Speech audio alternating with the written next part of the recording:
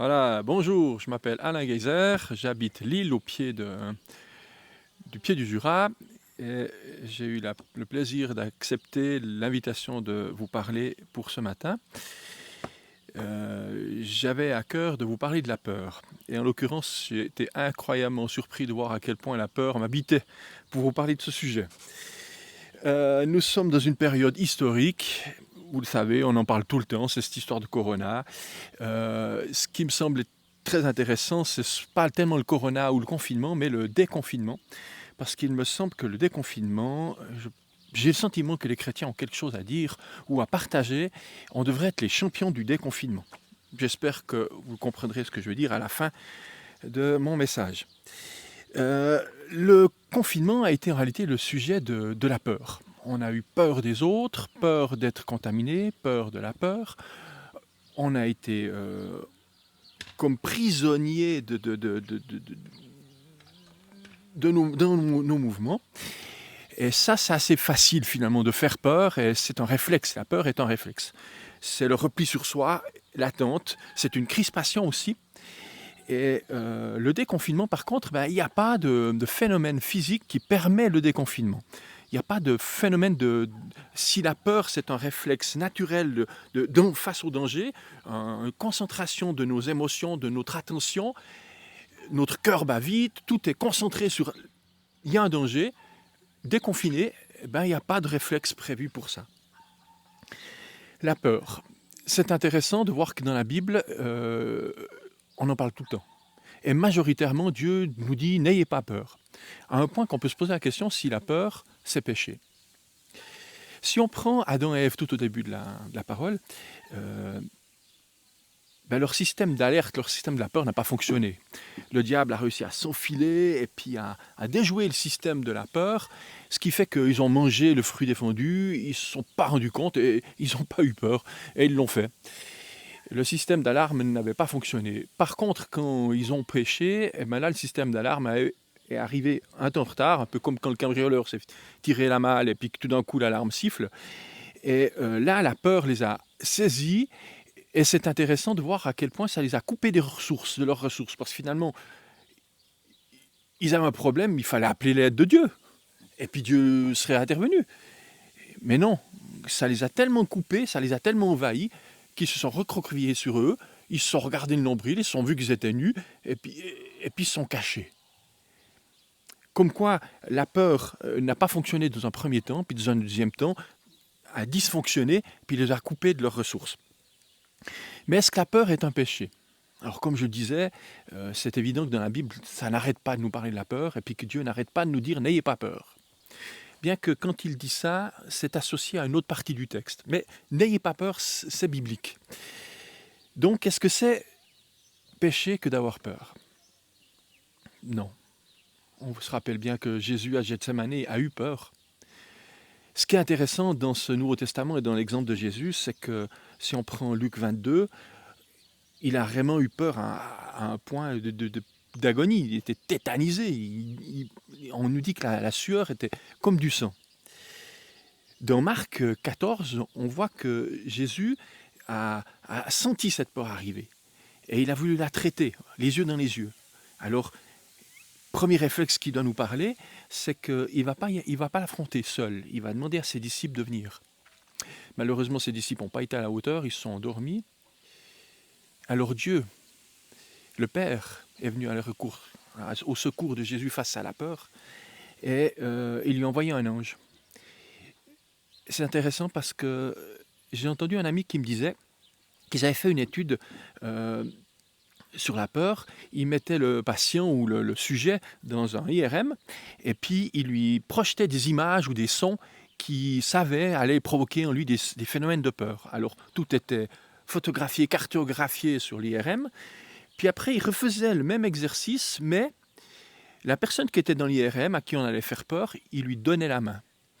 Et chose incroyable, le cerveau face à la peur, quand on donne la main, quand la personne n'est pas seule, il réagit différemment. Comme quoi la solitude est un amplificateur de la peur. Il est capable, la solitude, c'est comme un amalgame avec la peur qui fait des choses explosives et qui rend la peur des fois incontrôlable. Dieu le sait, et il vient en aide au Fils, à Jésus, en lui accordant l'aide de l'ange. Donc, face à la peur, le premier réflexe, c'est ne pas rester seul. Mais toujours est-il que Jésus, face à cette peur qui va regarder droit dans les yeux, on voit que si je prends Marc 14, alors ça dépend des versions, mais la version que j'ai lue, que je me suis accroché, il dit qu'il va tomber à terre. Je trouve que c'est assez symbolique. Parce que finalement, la peur, si on la laisse nous envahir, elle nous coupe nos moyens, elle nous coupe nos forces, elle nous coupe nos ressources. Jésus savait ça, et il ne voulait pas tomber dans le mauvais moment. C'est pour ça qu'il l'a pris à part, cette peur. Il l'a regardée dans les yeux. Il l'a vécue au moment où il pouvait. Et puis face à cette peur, il y aura cette prière monumentale, magistrale, auquel il va remettre la peur à sa place. Mais ce n'est pas si évident, donc je vais me permettre de faire un détour par l'Ancien Testament. Dans l'Ancien Testament, le livre, ou plutôt le personnage qui est le plus significatif pour la peur, à mon sens, c'est l'histoire de Gédéon. Dans l'histoire de Gédéon, tout au début, on voit un peuple qui a peur. Il y avait les Madianites, et puis je ne sais plus encore qui leur couraient après, qui les envahissaient, puis leur volaient toutes leurs ressources. Ils étaient nombreux comme une multitude, et puis avec des chameaux, ils n'arrivaient pas à faire le poids. Donc ils s'étaient cachés dans les montagnes, comme nous on était un peu cachés dans nos appartements. Isolés, sauf un homme. En tout cas, la Bible nous parle de cet homme, Gédéon. Lui, il n'était pas dans les montagnes, lui, il était resté chez son père. Pas peur. Moi, pas peur. Moi, les affronte. Et il va se trouver là dans le texte en train de battre le blé, mais en cachette. Et bizarrement, il ne le battait pas sur la place où il y avait du vent, parce que pour battre le blé, il faut d'abord de l'espace pour le taper, et puis ensuite, il faut que le vent vienne pour chasser les feuilles, le mauvais, pour qu'il ne reste plus que le grain. Et lui, il bat dans un pressoir à raisin. C'est pas fait pour ça, vous êtes d'accord? Et puis le pressoir à raisin, à mon avis, c'est un peu petit pour taper, et puis à la fois, c'est par principe, il n'y a pas tellement d'air qui chasse les graines. Autrement dit, il n'a même pas peur, mais il fait des choses un peu bizarres, on va dire. Gédéon n'a même pas peur. Et un ange lui apparaît. Moi, je serais Gédéon, je sue, j'essaye, je tape. Ça m'énerverait que Dieu vienne s'asseoir à côté de moi, comme ça je dis, mais aide-moi, donne-moi un coup de main, quoi. Tout va bien, j'essaye, alors aide-moi. On est souvent comme ça avec Dieu. Aide-moi. Et puis il fait pas. Enfin, il fait pas. Il s'assied à côté de nous. Il est au repos, comme ça. Et l'ange va lui dire une chose, ou deux choses dans la même phrase. Ouais, parce qu'on lui donne peu de temps à Dieu pour parler. Alors, souvent, il dit deux choses dans la même chose, dans la même phrase. Et puis il va lui dire ceci. Je vais prendre donc dans Juge 6, le verset 12. L'ange de l'Éternel lui apparaît et lui dit « L'Éternel est avec toi, vaillant héros » ou « vaillant guerrier ». L'Éternel est avec toi, vaillant guerrier. Alors, je ne vais pas prendre tout le texte, mais je vous le laisse le lire en même temps que, ou après, ou en parallèle à ce que je vous dis. Gédéon va, avec beaucoup d'honnêteté, beaucoup de sincérité, mais un petit peu de crochant comme ça, il dit donc, Dieu avec nous, tu reviendras parce qu'il n'est pas tellement là. Hein. Il est un petit peu non, et ça, c'est pas une vérité. Moi, ma vérité, c'est que je ne vois pas Dieu. Si Dieu était avec nous, ça ne se passerait pas comme ça. Ah, il y a deux vérités qui se confrontent là. Et puis, vaillant héros. Ah, il dit, tu rigoles, vaillant héros. Moi, je suis le plus petit d'une petite famille. Il y a personne. Il faut comprendre que le vaillant héros, c'est souvent celui qu'on envoyait devant pour combattre, pour faire peur à l'ennemi. Lui, il était bien à se battre, mais dans un pressoir, quoi. Rien à voir avec un vaillant héros. C'était plutôt un esclave qui essayait de choper sa pitance, malheureusement, au travers des circonstances. Et il dit, ça, c'est aussi faux. C'est aussi faux. Je ne suis pas un vaillant héros. Moi, j'essaye de me débrouiller. Je suis tout seul. Personne n'est avec moi. Personne n'est pour moi. Personne ne me soutient. Je suis seul. D'ailleurs, toi, tu es assis. C'est pas ce qu'il lui dit, mais on peut l'entendre comme ça. Il y a là donc deux tensions, deux vérités, ou quatre vérités, mais il y a comme une sorte de drame entre ce que l'ange dit, ou Dieu dit, l'Éternel dit, et puis Gédéon. Gédéon, je l'ai dit, il n'a pas peur, il dit les choses, il est sincère, il est honnête, mais il a aussi une autre caractéristique, c'est qu'il tend le bâton pour que le tape, parce qu'il va défier. Il va dire, toi, pour te prouver que j'ai raison, je te donne une chance de me donner je te donne une chance de me prouver que toi, tu as raison, c'est que tu restes bien tranquille là. Hein. D'ailleurs, il avait peur que l'ange fiche le camp. Allez, donc je vais vite me préparer un sacrifice, tuer la bête, prendre le sang, faire du pain, et puis je vais le faire. Il faut comprendre que le sacrifice, à cette époque, c'était un petit peu comme décrocher le téléphone pour parler à Dieu. C'était l'endroit, l'autel, où il y a une sorte de communion, d'échange entre Dieu et l'être humain. Alors Gédéon, il dit, ben, je vais le préparer, je vais le faire, puis on verra bien si tu réponds au téléphone. Il y a des défis qu'il ne faut pas lancer à Dieu, ou en tout cas pas légèrement. Parce que la chose va arriver. L'ange était toujours là quand Gédéon arrive avec son sacrifice. L'ange va lui dire, pose-le sur le rocher. L'ange va tendre son bâton et le feu va sortir du rocher, consumer le sacrifice au complet. Autrement dit, c'est comme si Gédéon a décroché le téléphone, refait le numéro de téléphone, et Dieu était là. Vous savez, ça m'arrive, je suis un pitoyable travailleur avec de l'informatique, et j'ai souvent besoin d'informaticiens pour venir débloquer ce que je n'ai pas compris et faire. Alors ça m'arrive, j'essaye un quart d'heure, 20 minutes à faire fonctionner cette foutue photocopieuse ou faire partir ce foutu dossier. Et puis par dépit, je prends le téléphone, je dis, voyez, venez sur mon ordinateur, regarde. Et quand je leur montre, ça fonctionne. Moi j'ai l'impression que c'est un petit peu ce qui est arrivé à un autre ami Gédéon. Tout d'un coup, paf, ça fonctionne. Ouais. Sa vérité, la vérité à lui, cette vérité qui disait non, Dieu n'est pas avec moi, Dieu n'est pas pour nous, Dieu n'est pas... Et tout d'un coup, elle était cassée. Et là, il va avoir prendre peur. Il va dire, punaise, j'ai jugé Dieu, je l'ai condamné, j'ai jugé non présent, je l'ai condamné en lui disant, il ne fera rien. Et puis, il se trouve que maintenant, c'est moi qui suis jugé, qui vais être jugé. Et là, je lui dis, non, je ne suis pas là pour ça. Et je crois que le message de l'Évangile nous dit ça. Non, je ne suis pas là pour te juger. C'est normal que tu aies peur, c'est normal. Attends, stop. Le sacrifice, là, l'agneau que tu as, c'est fait. T'inquiète, c'est bon. Ce problème-là, il est réglé. Pour nous, il est réglé. Tu es en paix. Et d'ailleurs, le texte nous dit que Gédéon va faire un autel et va l'appeler pour l'Éternel de paix. Mais Dieu ne va pas simplement laisser ça, cette tension entre la croyance de Gédéon et puis la croyance réelle de ce que l'Éternel annonce. Dieu dit, écoute Gédéon, il faut maintenant que tu ailles casser le poteau d'Achéra, le Dieu de ton père, le Dieu du peuple. Il faut que tu ailles casser, couper le poteau d'Achéra et puis détruire l'autel de Baal. Vous voyez, moi je crois que ces autels, c'est en réalité des fausses croyances. Il fallait pour que la vraie croyance, la croyance en Dieu puisse reprendre sa place dans la vie de Gédéon et dans celle du peuple, il fallait aller casser ces fausses croyances. C'est pas facile. On est assez souvent chrétiens à dire, à prendre conscience que Dieu me dit ça, puis moi je crois ça, ou je fais en fonction de ça. On est assez à dire, Dieu, pardon. On est assez à reconnaître, merci Seigneur pour ton pardon. On est peu enclin à dire, maintenant il faut que j'aille détruire le poteau d'Achéra. Là encore, la peur. Mais Gédéon, il va être intelligent et il va dire, si j'ai peur, je vais prendre 10 serviteurs avec moi. Et pendant la nuit, il va détruire ce poteau d'Achéra et cet autel de Baal. Or, bien sûr, le peuple va vouloir le tuer, mais Dieu va le défendre au travers de son Père. Et là, on peut vraiment dire que cette première croyance qui faisait obstacle, que l'ange avait montré du doigt, tu crois pas en moi, elle était démolie. Le premier obstacle était passé. Il restait le deuxième obstacle.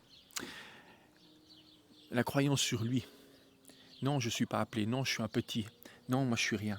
Ce qui est intéressant, c'est que dans cette démolition des fausses croyances, pour que Gédéon puisse devenir ce qu'il a à être et puis faire ce qu'il avait à être pour Dieu, pour lui et pour le peuple, il a fallu quoi ? Un sacrifice, une prise de conscience, un poteau d'Achéra, peut-être une hache pour descendre ce poteau. Par contre, pour reconstruire l'image de lui-même, il a fallu beaucoup de choses. Et Dieu ne lui fait pas de reproches. Gédéon on dit, dresser des toisons, mettre Dieu à l'épreuve. C'est pas tout à fait vrai d'ailleurs. Il ne va pas le mettre à l'épreuve, il va demander à Dieu de confirmer, de fortifier une conviction qui gentiment se dessine, j'ai un rôle à jouer. Et je crois que nous avons des rôles à jouer. Nous avons un rôle particulier en tant qu'Église, en tant que chrétien, à jouer dans le déconfinement. Ce qui nous attend, ce que nous devrions faire, c'est sortir de la peur. retrouver notre terrain. Dieu nous parle de ça là. Dieu nous parle de ces fausses croyances, ou de ces croyances qui nous ont maintenus prisonniers, qui étaient peut-être vraies un temps, ça je peux le croire, mais qui peuvent devenir gentiment fausses et qu'on serait tenté de laisser. Mais pour reconstruire cette croyance, cette confiance en nous, Dieu va accepter une toison, 2 toisons. J'ai l'impression que dans ma vie, si j'avais mis la première toison, puis Dieu m'avait répondu comme il avait répondu à Gédéon, moi, je ne me sens pas que j'aurais eu le courage de lui en demander une deuxième, vous voyez. Mais Gédéon était sincère, Gédéon était honnête, il voulait être sûr de lui, et il a voulu que cette confiance soit vraiment appuyée sur Dieu qui lui a donné. C'est un long chemin. Il faut l'accepter. Il faut accepter de retomber, redouter, accepter de relancer, tendre la main à Dieu, parce que Dieu est celui qui veut casser cette solitude, veut casser ce qui nous empêche de reprendre notre place face à la peur. C'est intéressant aussi parce que si vous prenez le texte dans l'ordre, Dieu ne va pas attendre que Gédéon soit prêt. Les ennemis vont se lever, ils vont se rassembler, donc on peut attendre que le peuple dise « Punaise, on a cassé le poteau d'Achéra, le dieu de Baal, ça c'est sûr, c'est un coup de Baal, il nous en veut ». Dieu n'a pas donc le temps que Gédéon soit prêt. Alors, le texte nous dit qu'il va saisir Gédéon. Il va le faire sortir de lui-même, et Gédéon comprend pas trop ce qui lui arrive, enfin il est plein de courage, de coup il prend le corps, il appelle, les gens répondent, ils répondent, une partie, puis l'autre partie, et puis il revient, et puis il a un peuple autour de lui. Mais lui, il est toujours dans le doute, et il sait qu'il ne peut pas affronter ça dans le doute, et Dieu accepte, et c'est là qu'il y a les 2 toisons. Vous voyez, quelquefois Dieu nous saisit, quelquefois on fait des choses, mais misère, mais à quoi j'ai pensé, mais je ne suis pas capable. Oui, Dieu nous a fait faire un bond en avant, mais il prend le temps, il sait qu'on sera prêt au bon moment. Sauf qu'il faut nous laisser avancer avec Dieu. Ça va être formidable comme expérience pour Gédéon. Mais au travers de Gédéon, Dieu veut toucher le peuple. Et vous savez, si Dieu nous parle à nous, chrétiens, oui, il veut le faire pour nous. Parce qu'on en a besoin, parce qu'il nous aime, parce qu'il a besoin de la communion, la communion, le lien. Mais il veut aussi sauver le peuple. Ce peuple qui est confiné. Il n'y a pas que les chrétiens qui sont confinés. Comment est-ce qu'il va atteindre, comment il va pouvoir atteindre ce peuple et l'aider à se déconfiner correctement, valablement, psychiquement, socialement? Peut-être par nous. Si on accepte le chemin qui a été donné dans le cœur de Gédéon. Ces vérités, ces confrontations entre les vérités de Dieu et nos vérités, oser aller casser les poteaux d'Achéra.